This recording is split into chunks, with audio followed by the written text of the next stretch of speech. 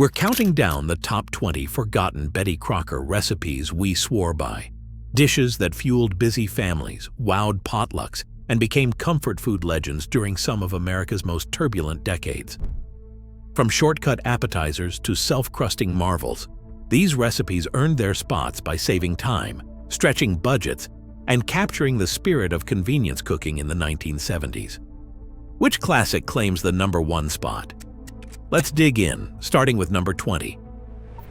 At number 20, Swedish meatballs brought a taste of Scandinavia to American living rooms. No passport required. Betty Crocker's recipe called for a blend of beef and pork, shaped by hand and simmered in a creamy sauce. But soon the freezer aisle offered a shortcut that busy hosts could not resist. By the late 1970s, frozen meatballs and slow cookers turned this once specialty dish into a party staple. A single bag could keep 60 meatballs warm for hours, making holiday buffets and neighborhood get-togethers a breeze. Suddenly, serving something with a hint of continental flair took less than 15 minutes, and nobody missed the rolling pin. Across Minnesota and the Dakotas, glorified rice became a symbol of local pride, showing up at every church potluck and family reunion. Cold rice, vanilla pudding, and canned fruit came together in a sweet, creamy dish that blurred the line between salad and dessert. By the early 1970s, spiral-bound community cookbooks across the Midwest featured glorified rice as a must-have recipe, each town claiming the best version. When Betty Crocker began including it in her recipe cards, the dish gained new status. No longer just a hometown favorite, but a regional classic with the red spoon seal of approval. Stuffed green peppers became a weeknight hero as food prices soared in the mid-1970s. Betty Crocker's recipe called for ground beef, instant rice, and tomato sauce, ingredients that stretched a single pound of meat to feed a family. The 1974 booklet Meals for $4 a Family promised dinner without breaking the bank, and instant rice alone cut beef costs by more than a third. A thick layer of American cheese melted on top sweet-talked even picky kids into eating their veggies.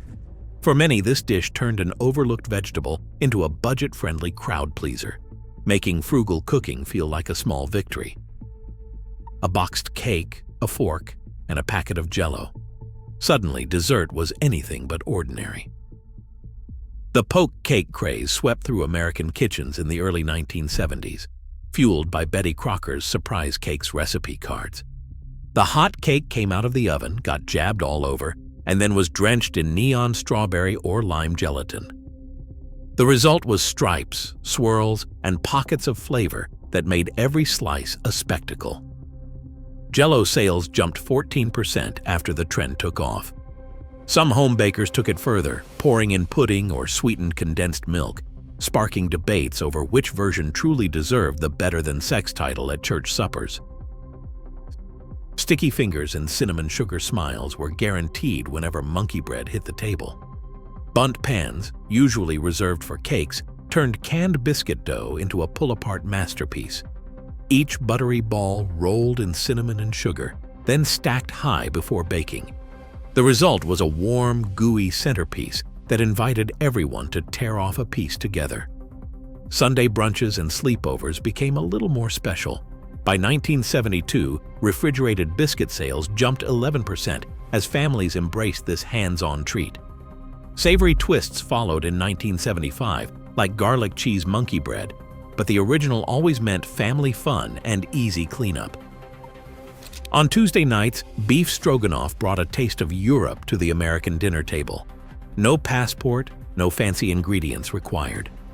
Betty Crocker's version swapped out traditional sour cream for a can of cream of mushroom soup, and egg noodles took the place of rice. A splash of ketchup or Worcestershire sauce hinted at the original's depth, while keeping things kid-friendly. For many suburban families, this dish was a lesson in culinary adventure, promising continental flair with nothing more exotic than a pantry staple. Suddenly, a weeknight meal felt special, even a little sophisticated, all in under an hour. Tunnel of Fudge cake turned neighborhood bake-offs into high-stakes competitions. The gooey chocolate center, once achieved only with a specific boxed frosting mix, became a badge of honor among home bakers. Winning a local contest with this cake meant instant status. Everyone wanted the secret, and only a few could deliver that perfect molten tunnel. When the essential frosting mix vanished from store shelves in the late 1970s, panic set in. Pillsbury's customer hotline was soon overwhelmed by desperate calls and letters from bakers across the country. Some hoarded the last boxes, while others swapped handwritten troubleshooting guides, hoping to crack the code. Magazine columns chronicled the struggle, and adapted recipes never quite measured up. For a brief moment, mastering Tunnel of Fudge was more than just dessert. It was proof of real baking skill. The loss of its key ingredients sparked a wave of nostalgia and frustration that still lingers in community cookbooks and family lore. 7-layer salad landed on potluck tables like a show of culinary bravado. Each glass bowl became a stage, with crisp lettuce, bright peas, chopped eggs, bacon, shredded cheese, and onions stacked in perfect order. At the top, a thick layer of mayonnaise mixed with sugar sealed the creation, locking in freshness for up to 24 hours. The real drama played out before the first bite. Debates flared over whether tomatoes belonged in the lineup or if the order of layers could make or break the salad's appeal. Church cookbooks and community newsletters documented these rivalries, sometimes naming names. In the Midwest, bringing a 7-layer salad in anything but a clear bowl was almost unthinkable. Presentation counted as much as taste. For many, this dish was not just a side, it was a badge of pride, a visual centerpiece that promised abundance and sparked friendly competition long before anyone reached for a spoon. Carrot cake arrived at church socials and birthday parties with a reputation as the healthy dessert, at least on paper. What began as a novelty, sneaking grated carrots into cake batter, soon became a mainstay thanks to Betty Crocker's test kitchens. By the mid-1970s, the recipe was everywhere: moist layers packed with crushed pineapple, sweet coconut, and walnuts, all blanketed in a thick cream cheese frosting. The Betty Crocker version set the standard, blending cinnamon, nutmeg, and a hint of allspice into a signature spice profile that home bakers copied for decades. Carrot cake's popularity soared beyond fleeting trends, showing up at weddings, school bake sales, and family reunions year after year. Its staying power came from a perfect balance, indulgent yet just virtuous enough to earn a second slice. Even as other desserts faded from memory, carrot cake held its ground, earning a permanent spot in American celebrations and cookbooks alike. Bisquick's Impossible Breakfast Bake landed on church breakfast tables just as Saturday mornings got busier and families grew larger. Eggs, milk, and a scoop of Bisquick mix, plus whatever cheese, sausage, or leftover vegetables were on hand, were whisked together and poured into a pan. As it baked, the magic happened. A golden crust formed beneath a fluffy, savory center, all without a single flip at the stove. For many, this dish solved the problem of pancake fatigue and endless griddle duty, especially when feeding a crowd. Church fundraisers and community breakfasts welcomed the Impossible Breakfast for its simplicity and reliability. One pan, dozens of servings, and no need for short order skills. Betty Crocker's recipe cards featured both the classic version and creative spins, from spicy chorizo and peppers to sweet apple cinnamon bakes. The result was a communal meal that brought people together with minimal fuss, proving that a box of mix could turn breakfast into an event for everyone. Chicken Divan arrived on Betty Crocker's recipe cards with a promise: elegant flavor, no culinary degree required. The heart of the dish was simple: tender chicken breasts layered with bright green broccoli, all nestled under a silky sauce made from cream of chicken soup, a generous scoop of mayonnaise, and a dash of curry powder. For many home cooks, that hint of curry was their first taste of exotic spice, delivered in a way that felt safe and celebratory. Buttered breadcrumbs and a thick layer of cheddar cheese crowned the casserole, turning pantry staples into something worthy of company. The instructions guaranteed success even for new brides or nervous hosts. Chicken Divine did not stop with poultry. Soon, turkey and even Spam had their own Divine spin-offs, each one sporting the same golden crust and creamy sauce. In the 1970s, serving a bubbling pan of Chicken Divine at a dinner party meant you had mastered the art of making the ordinary feel extraordinary. The red spoon logo on the recipe card was not just a mark of reliability. It was a quiet assurance that anyone could bring a little sophistication to the table, even on a weeknight. Ambrosia arrived at the holiday table with the promise of sunshine, even in the dead of winter. What started as a southern classic, mandarin oranges, pineapple, coconut, and marshmallows, grew into a nationwide tradition as Betty Crocker added her own twist. Instant pudding powder joined the mix, transforming the old fruit salad into a creamy, cloud-like dessert that felt both new and deeply familiar. Families across the South clipped recipes from local newspapers and swapped secrets at church socials, each swearing theirs was the original. Some used vanilla pudding, others preferred lemon. But the combination of canned fruit and coconut was non-negotiable. Marshmallows softened overnight, soaking up sweetness until every bite melted on the tongue. For many, Ambrosia was more than a dish. It was a ritual, served in glass bowls only brought out for special occasions. No holiday meal felt complete without it, and every region staked its claim to the best version. Betty Crocker helped turn this once local favorite into a national symbol of celebration, blending convenience with nostalgia and making processed ingredients feel like part of the family's most cherished traditions. A bubbling pot of cheese in the center of the coffee table could turn any living room into a Swiss bistro. Fondue became the height of home entertaining in the late 1960s and early 1970s, and Betty Crocker was quick to guide the trend. Party planners snapped up fondue sets, often bundled with recipe cards and matching forks, eager to recreate the continental experience without leaving the house. Velveeta, or American cheese melted with a splash of beer, gave a smooth, mellow dip that paired perfectly with cubes of crusty bread or crisp vegetables. For dessert, chocolate chips and heavy cream transformed the pot into a playground for pound cake, bananas, and strawberries. Betty Crocker's party guides did not stop at the food. Suggestions for Swiss flags, checkered tablecloths, and recommended wine pairings promised a touch of European flair. The red spoon logo offered reassurance, no risk of a lumpy sauce or scorched chocolate. Fondue's real magic was communal. Everyone gathered close, sharing stories while dipping and swirling.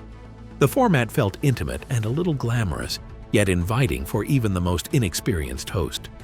Sales of fondue sets soared, and for many, the ritual of dipping, laughing, and lingering around the pot became a symbol of togetherness, proof that sophistication and warmth could go hand in hand right in the heart of the American home. A glistening ring of crown jewel gelatin cubes set in clear lemon or lime could stop a church supper in its tracks. Betty Crocker's Jell-O mold masterpieces were more than desserts. They were edible architecture designed to dazzle. Each cube, sliced from a pan of brightly colored gelatin, had to be cut, unmolded, and arranged with near-surgical precision before a fresh layer was poured and chilled. Timing was everything. Pour too soon and the cubes bled color, too late and the layers refused to bond. Home cooks swapped tips in the margins of spiral-bound cookbooks, debating the best order for cherry, orange, and lime, or whether to risk pineapple, which sometimes sabotaged the set. Perfection salad was suspended with carrots and celery in lemon gelatin and was a fixture at club luncheons and Easter buffets. Mold collecting became its own hobby. Fish shapes, ring molds, even elaborate architectural designs lined kitchen cupboards, each promising a new level of showmanship. Local newspapers ran columns on church contest winners, where the most intricate mold earned not just a blue ribbon, but social standing. For some, the thrill was less about flavor than the spectacle, a dessert that shimmered, refracted light, and proved the cook's steady hand. While not every palate welcomed the texture, no one could deny the technical artistry or the pride that came with a flawless unmolding at the center of the table. Tuna casserole was the quiet workhorse of the dinner table in the 1970s. When meat prices soared and grocery budgets tightened, a can of tuna, a bag of egg noodles, and a can of cream of mushroom soup could stretch into a meal that felt both filling and familiar. Betty Crocker's recipe cards promised that even the most inexperienced cook could pull it off. Just stir, pour, and bake. Frozen peas added color and a hint of sweetness, while the real debate centered on what went on top. In the Midwest, crushed potato chips delivered a salty crunch. In the South, Cheez-Its or buttery crackers took the honor. Each region had its own ritual, but the philosophy was the same. Take what was on hand and make it feel special. By the early 1970s, canned tuna sales reached record highs, and grocery stores devoted entire end caps to cream of soups, now seen as kitchen essentials. The casserole's appeal was more than thrift. It was reliable, forgiving, and endlessly adaptable. Some families tossed in hard-boiled eggs or a handful of shredded cheese for extra richness. For many, this was comfort food that doubled as an economic strategy, a way to feed a family of 6 on the tightest of weeks. The golden, crunchy topping signaled dinner was ready, and for a generation, that sound meant security and home, no matter how lean the times. In 1969, General Mills introduced a cake mix that would change home baking forever.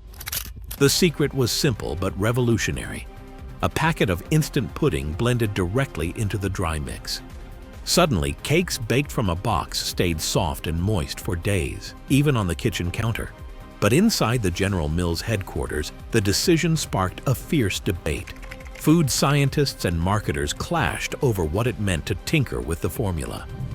Memos from the period show chemists warning that too many additives might make cakes taste artificial, even as marketing teams argued that home bakers loved the texture and reliability. Focus groups across the Midwest were unanimous. The new mix delivered a cake that tasted homemade, even if it came together in minutes. The technical leap was not just about moisture, it was about trust. For busy families, the red spoon logo meant a cake that would not dry out overnight, perfect for birthdays, bake sales, or Sunday coffee. The product engineers ran dozens of side-by-side tests, logging crumb softness and shelf life in lab notebooks. Consumer panels sampled slice after slice, comparing Betty Crocker's new mix to scratch cakes and rival brands. Overwhelmingly, the pudding in the mix version came out on top. The boardroom debate faded as sales soared. The ripple effect reached far beyond yellow and chocolate cake. Home bakers started experimenting, dumping canned fruit, pie filling, or even soda into the batter. The dump cake was born, a dessert with no rules except ease and abundance. Recipes traveled through recipe cards, church cookbooks, and Tupperware parties, cementing the super moist mix as a foundation of American baking. For millions, these cakes were not just quick. They were proof that a little food science could make anyone feel like a kitchen hero. By 1975, a bowl of Watergate salad could outshine any main dish at the church potluck, not for its flavor alone, but for its hue, a shade of green found nowhere in nature. The recipe appeared almost overnight in food columns and community cookbooks.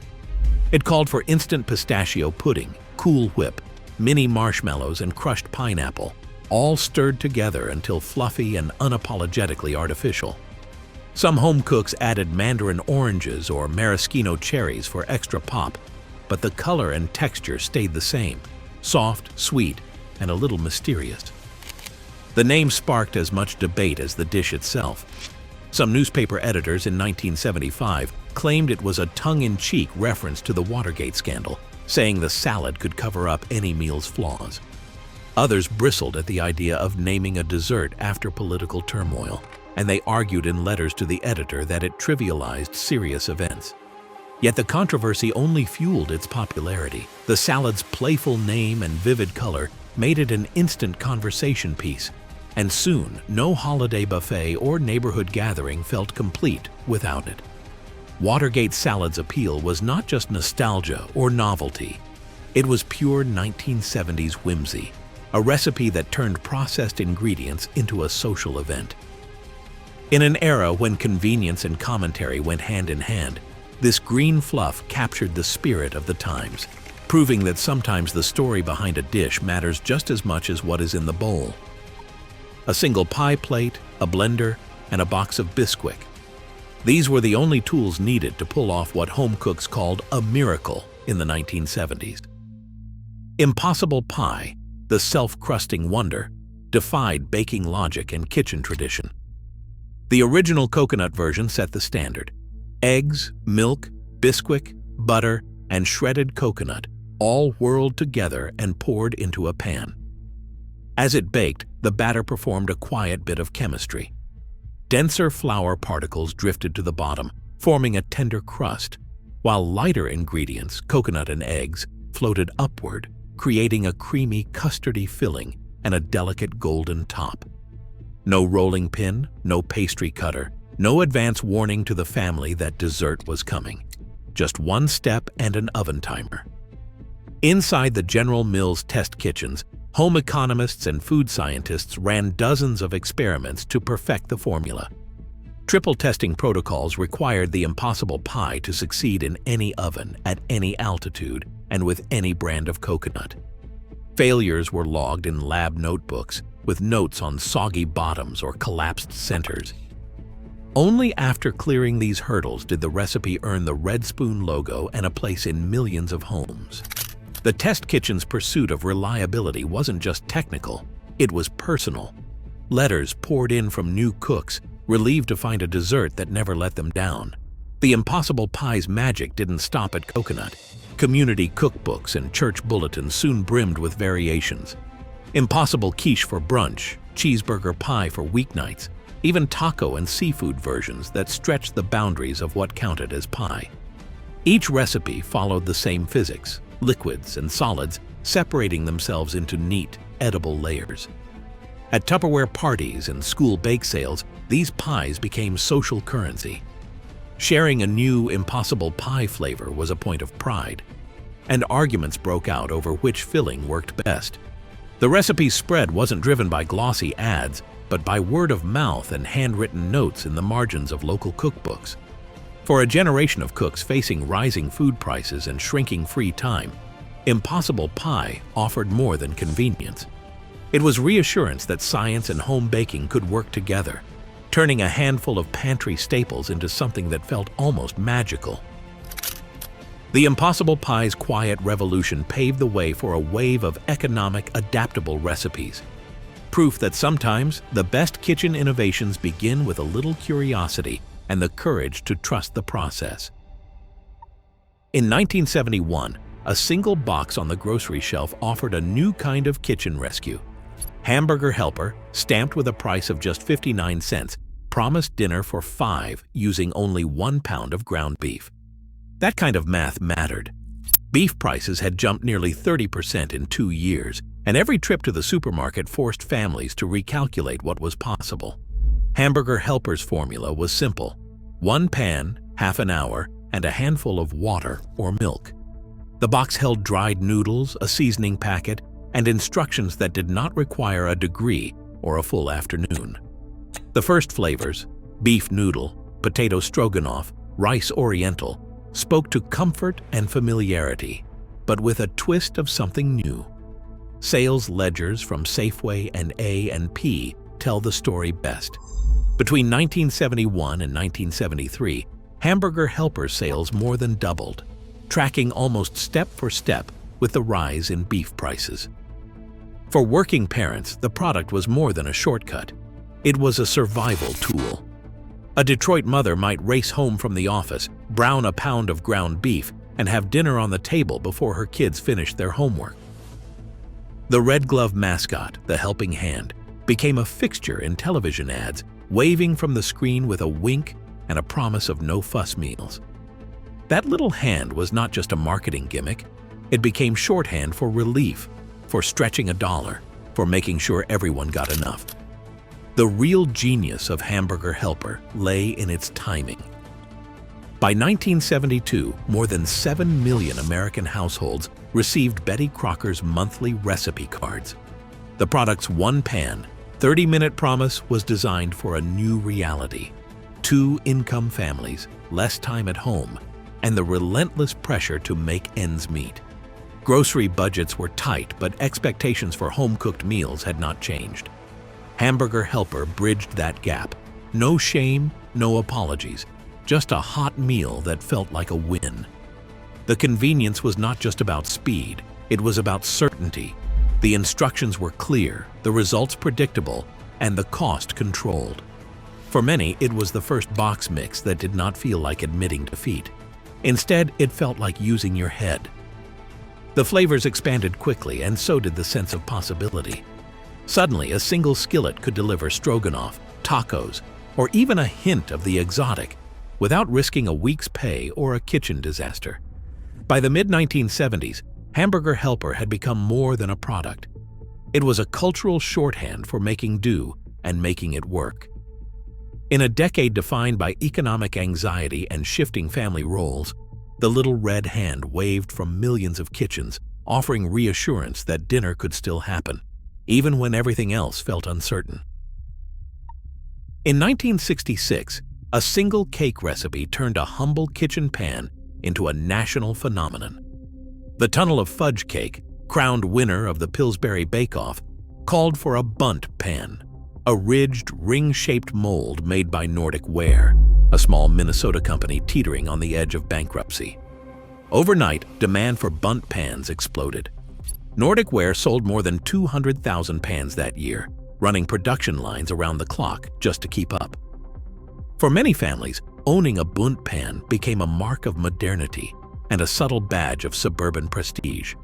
Some women collected them in multiple sizes and designs, proudly displaying their growing arsenal of molds in kitchen cupboards and on open shelves. The real genius of the Bundt craze was not just the pan, but the way it transformed ordinary boxed mixes into showstoppers. Recipes like the Tunnel of Fudge folded a box of Betty Crocker frosting mix right into the batter, creating a gooey, decadent core that defied expectations. Suddenly, a cake could offer drama. A molten center revealed with every slice, a sculpted exterior that looked straight out of a pastry shop. Hostesses leaned on these cakes for dinner parties and holiday gatherings, confident that the red spoon logo meant the recipe would not fail, even under pressure. Bundt cakes quickly evolved beyond chocolate. Lemon pound cakes, rum-soaked versions, and even savory breads found new life in the distinctive pan, each one promising the same blend of convenience and spectacle. Recipe cards and cookbooks encouraged experimentation, inspiring a generation of homebakers to push the boundaries of what a boxed mix could do. The Bundt's ridged silhouette became a fixture at potlucks and bake sales, a centerpiece that drew compliments and a little envy. In the process, Nordic Ware went from near collapse to household name, and the Bundt-pan became one of the most collected kitchen items of the era. For millions of Americans, the Bundt cake was not just dessert, it was a symbol of ingenuity, community, and the quiet thrill of turning the ordinary into something unforgettable. The partnership between product and recipe captured the spirit of the time, proving that with the right tools and a little help from Betty Crocker, anyone could create a masterpiece worthy of a crowd. From the humble shortcut of Swedish meatballs at number 20 to the Bundt cake revolution at number 1, this countdown of Betty Crocker recipes reveals how a generation coped with economic stress, changing family roles and new technology, using creativity, convenience, and processed foods as their toolkit. Across all 20 entries, the common thread is the democratization of home cooking. Whether it was Hamburger Helper stretching a pound of beef to feed a family of 5, Impossible Pie defying baking logic with self-forming crusts, or Watergate salad turning a political scandal into potluck legend. The most surprising entries, like the technical artistry of Jell-O mold masterpieces or the viral fame of Tunnel of Fudge, show how culinary innovation could start in a test kitchen and end as neighborhood status symbols. Each ranked recipe qualified by blending thrift, speed, and reliability, reflecting the real pressures of 1970s households. In the end, these dishes prove that food history is not just about ingredients, It is about adaptation, shared memory, and the enduring quest to bring people together, no matter what is in the pantry.